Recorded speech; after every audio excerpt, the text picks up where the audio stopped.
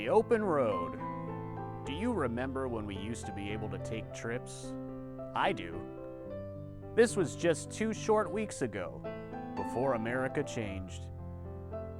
But don't worry, we'll be able to blast down the interstate 15 miles an hour over the speed limit again soon. The United States will roar back, stronger than ever, and return to the lovable bunch of a-holes the world needs us to be. But this isn't some sappy, sentimental video. Oh, no, sir. This video is about my journey to find vintage watches at antique stores and flea markets. In Mississippi? Ah, yes, Mississippi. It's kind of in its own little bubble, and what you can find in the flea markets there may surprise you. Like Wolf Boy, next to a casket from the 1800s. A kinky cheerleader, sexy alien, and they even had my ex-wife's autobiography. Along with a lot of books. A lot. This cool piece of TV history, anatomically correct for some reason, quite a lot to look through. Oh, hey little guy. I am on a quest for watches. They hide all over these places. In cases, in piles, and some try to hide from me, but I found them. I see you. Such craziness in these flea markets. Wow, I guess ghost busting has gotten more intense. Lots and lots and lots of items to look at.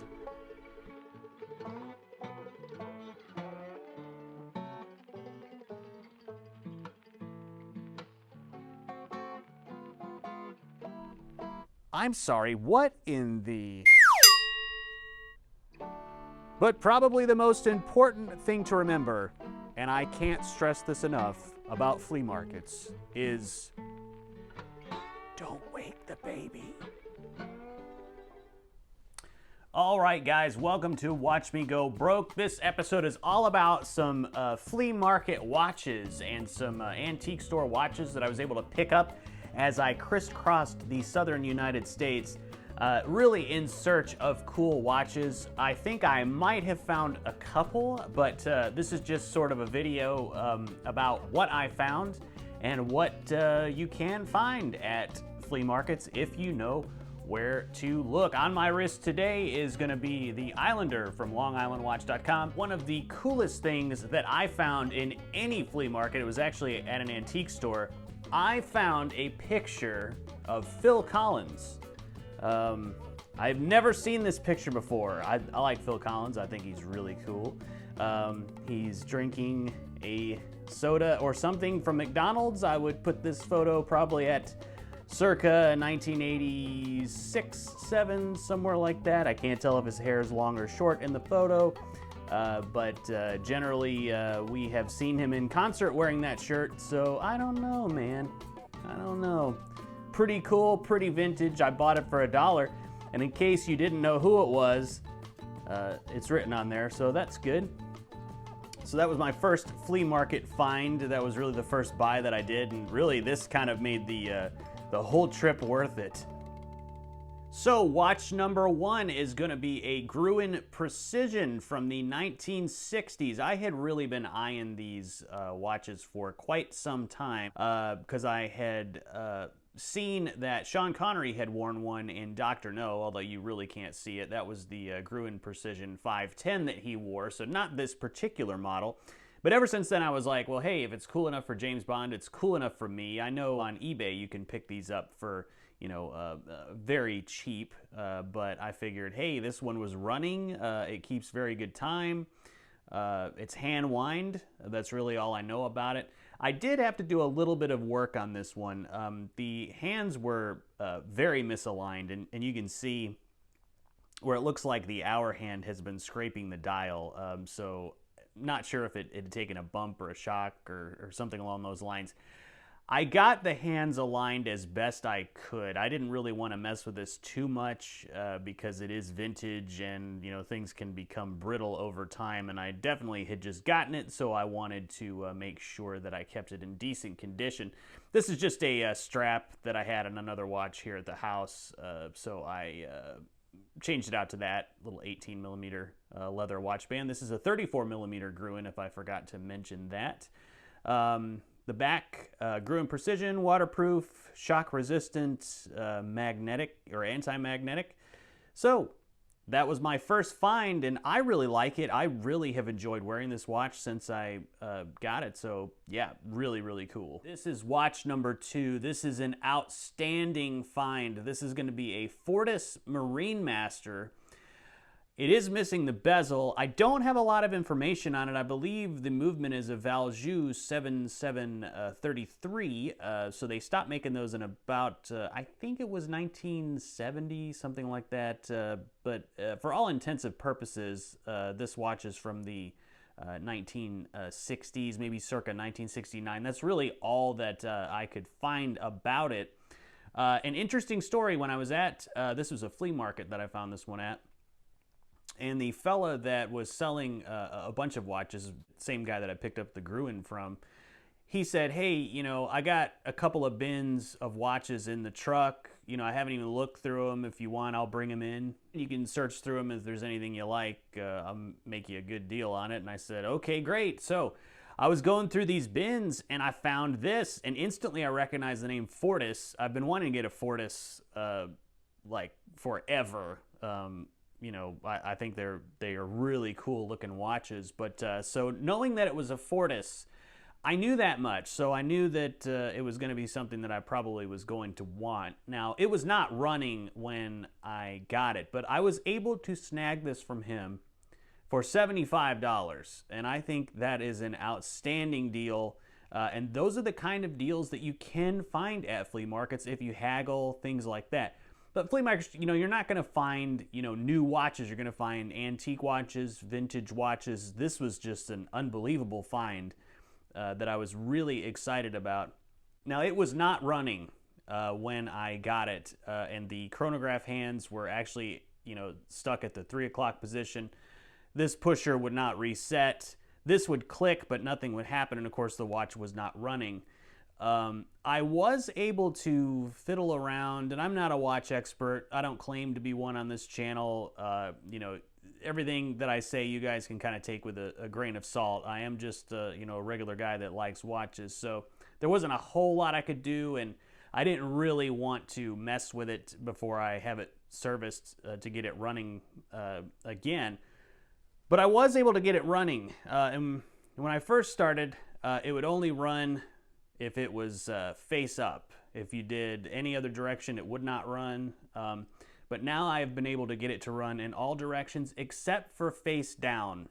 And that is not good, because I think that's probably a broken balance pivot or something with where the pivot sits on the dial side. So that's something that I think a watchmaker is going to have to take care for me. But when I just leave this thing running, it keeps excellent time. I can wear it a little bit unless I flip my hand over, but that's pretty much worthless. The bezel, it really doesn't bother me that the bezel's missing. I think it still looks really cool. But for $75, there was one that was listed online. So you're going to have to excuse this blurry pic. The listing was taken down shortly after I discovered it, but this was listed in pretty much new condition for about $1,800.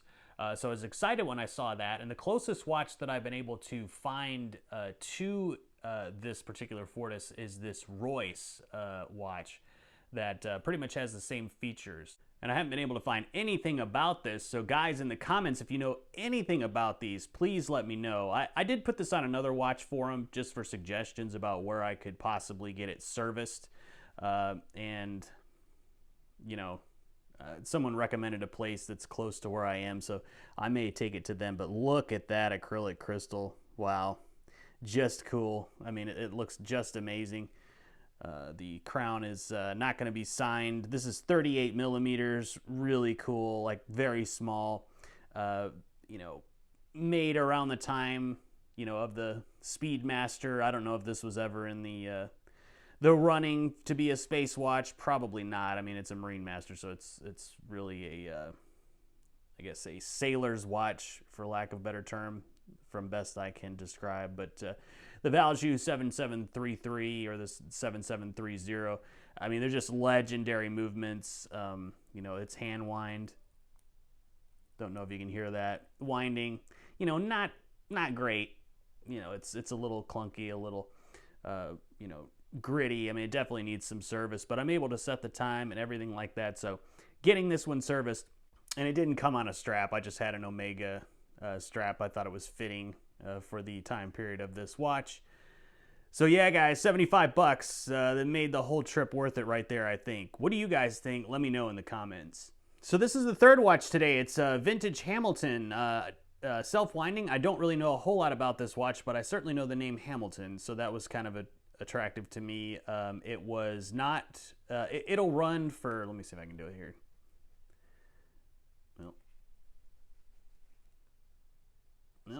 Yeah, well, sorry. Yeah, it'll just run for like a second or two, and then it will stop. I did have an accident here. Everybody hold your breath. Oh, there you go. Yep.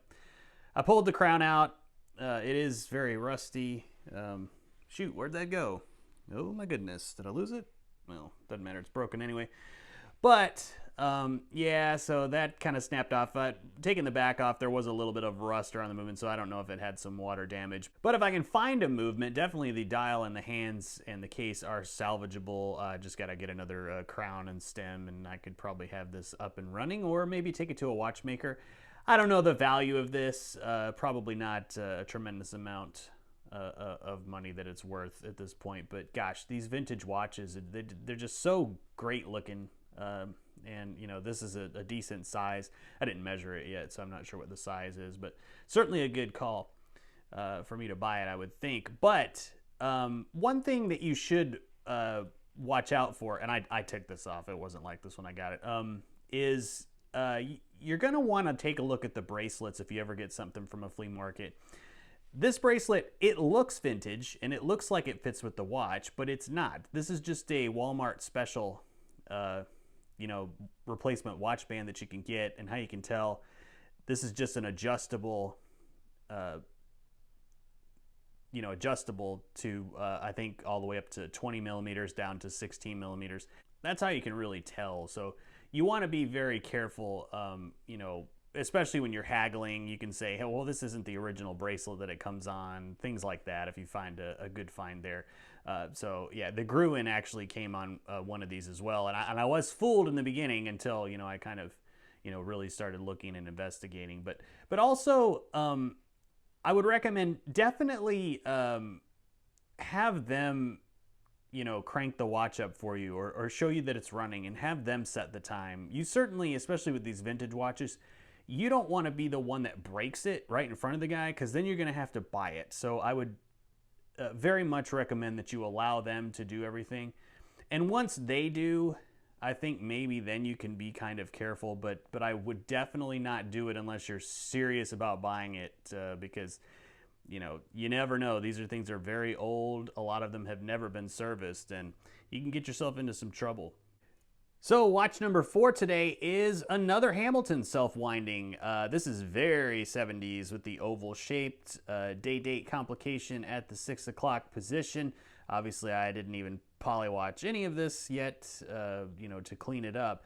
This actually keeps perfect time, so I kind of lucked out with this one if you're into wearing a vintage watch like this. But yeah, it keeps great time. It looks great. The bracelet, again, I don't believe, well, not that I don't believe, this is not the bracelet that it comes with, but I might have lucked out on this one a little bit. If I can, let me see if I can show you. It's going to be a Speedle or a Spidle. It is 10 karat gold filled.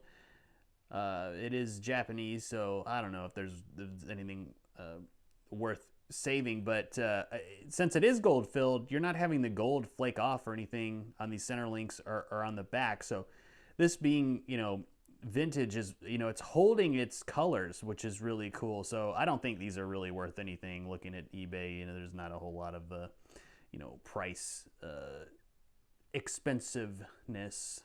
Wow, I worded that terribly. But just looking at eBay, there's not a whole lot of, these that are over the $20 mark. So, but I might put this on a different watch. I'm kind of eyeing my vintage Timex maybe for this. I think it would fit nicely. But screw down case back on this Hamilton there.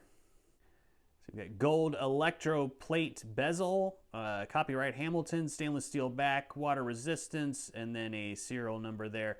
I don't know if this is really worth anything or not. I just thought it was cool, again, because it's a Hamilton and it seemed to run fairly strong. I don't know. Do I regret buying it? No, but it's not really something that, you're going to wear it. The style is super, super 70s right now. It almost comes off like a woman's watch, although it's far larger than that. So, we'll see. We'll see how it goes. I think my watch tastes change, and maybe once I get this cleaned up and polished up, it'll look pretty good.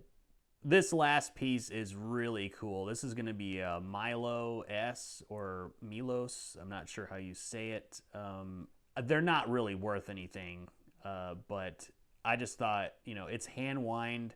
It is from the 1950s, as best I can find, and, it keeps excellent time from the 1950s, and there's no way that this has been serviced. So I'm not sure, gosh, just the quality of build is really, really good. I don't know if this is the original strap, but it certainly looks like it's from the 1950s. It is pretty fragile. I've heard, not heard. In my research, it's been a little conflicting. This could actually be a lady's watch, which I'm not 100% sure about. But very nice engraved screw down case back.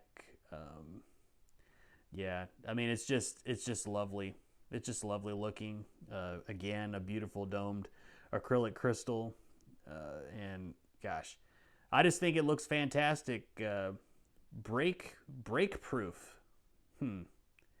Well, I guess that's right, because this is from the 1960s, and hell, it's not broken. And on the dial, the indices are raised up. I don't believe I polywatched this one yet, so it could clean that up a little bit. But yeah, beautiful raised indices. Thickly applied something or other. Maybe it was loom at the time. Not sure. Probably not. But look at that, just really gorgeous looking red seconds hand. And on the dial, shock protected and brake proof. And I guess brake proof, I guess that's right, because this is from the 1950s and it's still running without a service to my knowledge. All right, guys, so thank you for joining me today. My flea market haul. I think that Fortis is going to be the pick of the litter today, although I do love that Gruen. But yeah, the Fortis, hopefully not a lot of work goes into it. Please let me know in the comments if you have any suggestions about what I should do with that. Not really worried about replacing the bezel, but yeah, I definitely want to get it running in all 360-degree directions so I can wear it. So yeah, guys, let me know. Let me know if you know anything about these watches, the Milos, that vintage Hamilton in the back. If you know anything maybe about the Gruen. I'd love to hear it in the comments. So thanks for joining me, guys. I hope you enjoyed it, and I'll see you next time.